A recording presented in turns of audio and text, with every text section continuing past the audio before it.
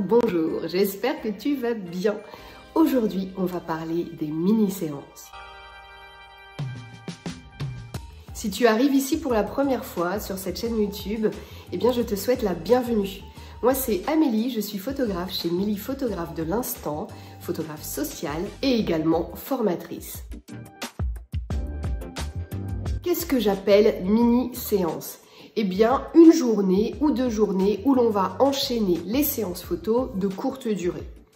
Dans un studio, avec un décor, ou bien dans un lieu qu'on aura loué pour l'occasion, ou même en pleine nature, avec un décor ou pas.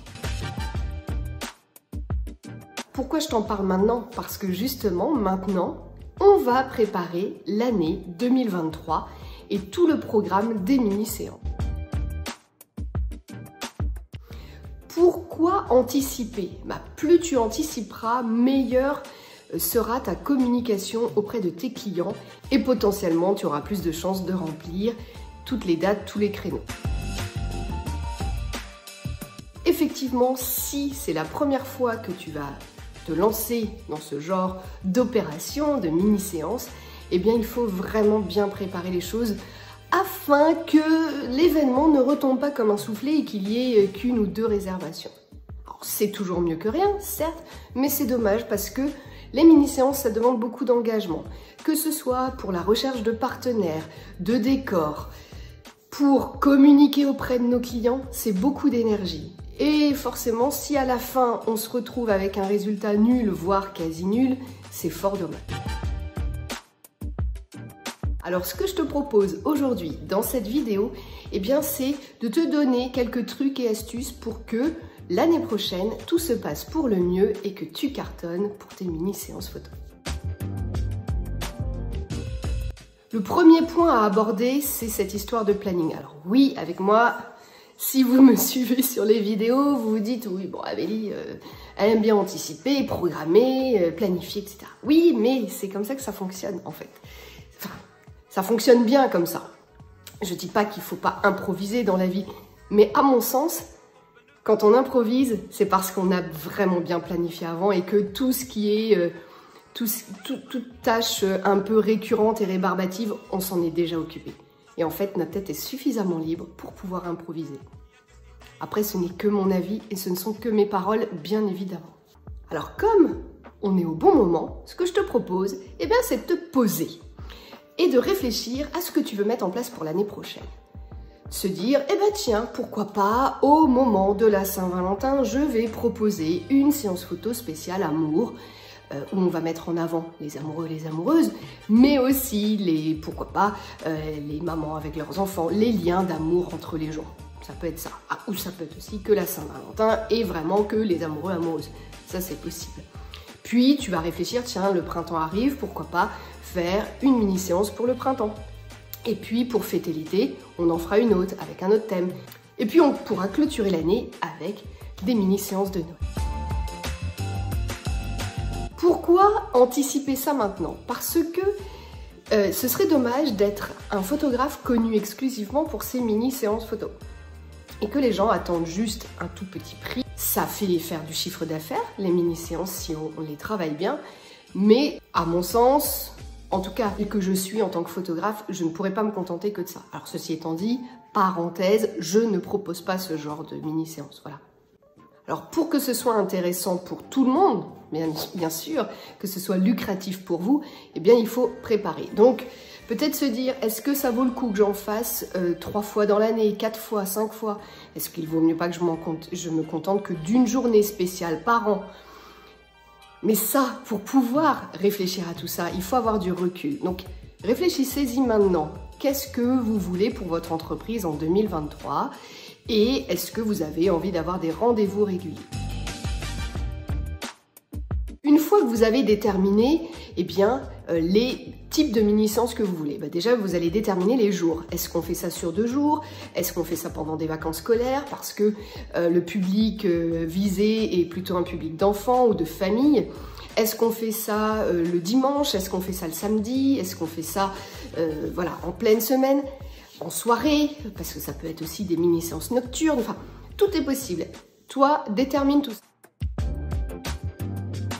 Si tu as décidé de faire à telle ou telle époque tes séances photos, enfin tes mini-séances, c'est que tu sais pertinemment quel va être le thème.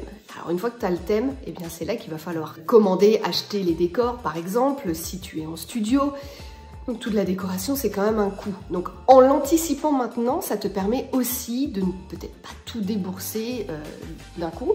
Être malin aussi, se dire je vais commander tel décor, tel support, je vais penser par exemple à un meuble, un fauteuil, mais qui pourra être réutilisé d'une séance à l'autre. Peut-être que ce genre de discours, là tu vas te dire, non mais Amélie, prends-nous pour des débiles. Bien sûr qu'on va faire attention. Malheureusement, je vois beaucoup de jeunes entrepreneurs qui dépensent à tout va. Que ce soit pour les séances photo nouveau-nés qui vont acheter tout un tas d'accessoires, ou pour les séances photo grossesse qui vont acheter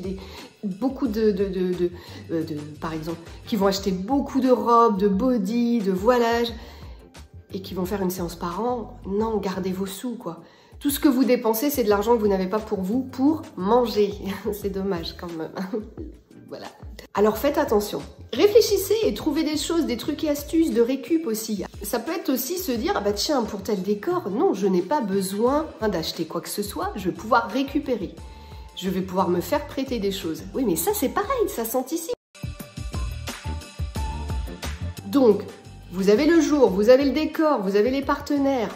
Très bien, maintenant vous savez à peu près tout ce que ça va vous coûter. Donc ça va vous permettre de déterminer votre prix. Et puis de vous dire, ok, eh bien, pour rentrer dans mes frais et gagner ma vie, j'ai besoin de 5 séances à la journée, 10 séances à la journée, voilà. Et comme ça, en sachant ça, tu vas dire, ok, donc ma séance photo, je vais plutôt partir sur 15 minutes parce que 30 minutes, je ne peux pas caler tout le monde. Voilà, donc par rapport au tarif, comme je veux rester sur vraiment un prix assez bas, eh ben, je dois faire beaucoup de séances pour arriver au chiffre d'affaires que je dois atteindre. Puis une fois qu'on a tout ça, eh ben, on peut enfin réfléchir à la communication. La communication sur les réseaux sociaux, la communication sur son site internet, et tout ça c'est beaucoup de travail. Parce que sur son site internet, on peut avoir une page dédiée à l'événement avec un formulaire de contact dédié à cet événement. Avec, pourquoi pas, si vous avez un lieu en particulier qui est dédié à ces mini-séances, allez le filmer ce lieu, faire une petite vidéo de présentation pour que les gens s'identifient dans cet endroit. Il y a beaucoup de choses à faire, voyez ? Mais une fois que vous avez fait votre première mini-séance, c'est bon. Après, ça roule. Enfin, votre première journée de mini-séance, j'entends. Mais c'est beaucoup de travail et une certaine logique de travail afin justement d'optimiser et de mettre toutes nos chances, toutes les chances de notre côté pour que ce soit un carton. Et par exemple, que les 10 créneaux que l'on a proposés à la vente se réservent en quelques heures. Et ça, pour le moral, ça fait du bien. Bon, ça fait peur parce qu'on se dit il faut être à la hauteur, mais ça fait du bien. Je pourrais vous parler encore pendant des heures de tout ça. Mais c'est pas le but. J'espère déjà que ça vous aura donné des pistes et que ça va pouvoir vous aider et vous guider. Je ne dis pas que je prêche la bonne parole, je vous transmets juste ce qui a fonctionné pour moi. Dis-moi en commentaire si toi aussi tu fais ce genre de journée ou si tu envisages d'en faire. C'est important ce partage. C'est comme ça qu'on y arrive tous ensemble en s'entraidant. Tradition oblige, c'est le moment du mot de la fin qui aujourd'hui sera le mot lumière. Je vous remercie infiniment d'avoir regardé cette vidéo. J'espère qu'elle vous a plu. N'hésitez pas à la commenter, à la liker, à la partager et à faire voyager mes mots. Ça contribuera au rayonnement de la chaîne.